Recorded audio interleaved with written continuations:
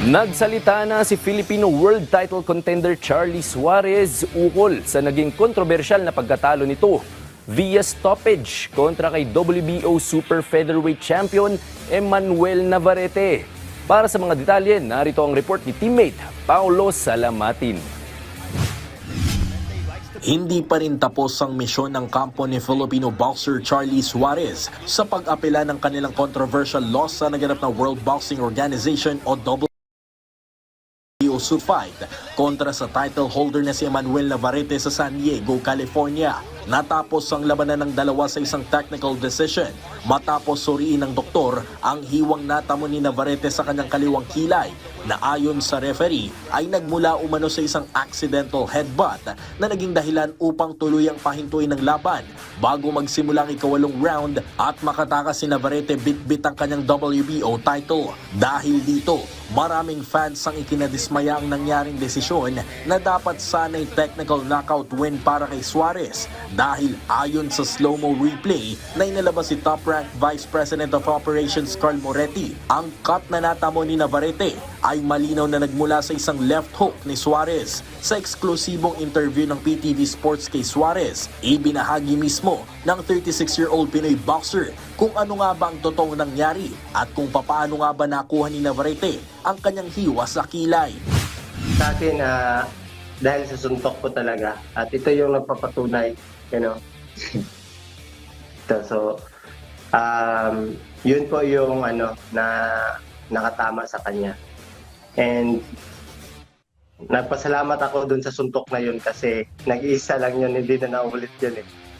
So, yung outcome, yung result is hindi talaga natin hawak minsan, no? Minsan, nandyan na nga sa harap mo, hindi mo pa makita. Parang ganon. But, ang kagandahan dahil mayroon na tayong 24 hours, 24/7 na CCTV, di ba, or video, na nakita talaga replay.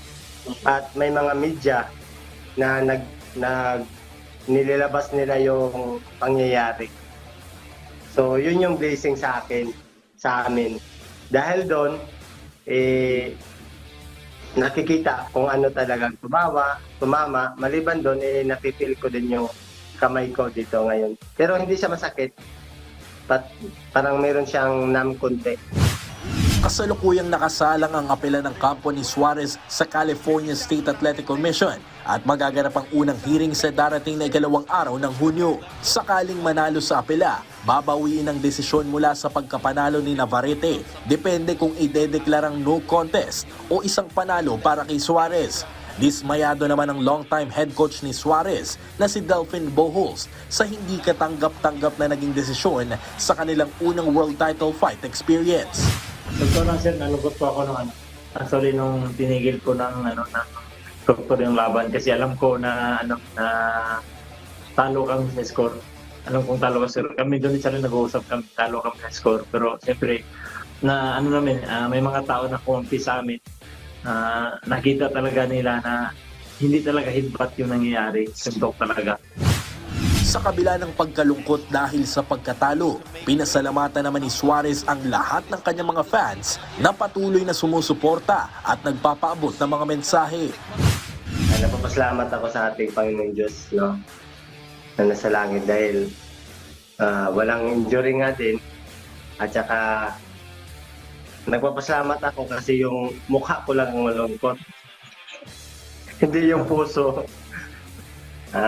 Kasi overwhelmed yung puso dahil sa mga naririnig, nababasa, na mga balita.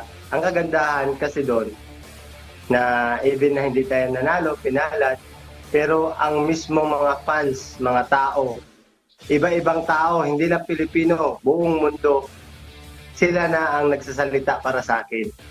Ang gagawin ko lang is to be silent. To be silent in the media.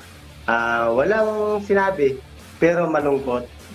Habang naghihintay ng desisyon mula sa California Boxing Commission, target ng kampo ni Suarez ang isang rematch kontra Navarrete upang tapusin ang kanilang naudlot na paghaharap at upang mapatunayan kung sino nga ba ang totoong kampiyon ng WBO Super Featherweight Division. Paulo Salamatin para sa Atletang Pilipino, para sa bagong Pilipinas.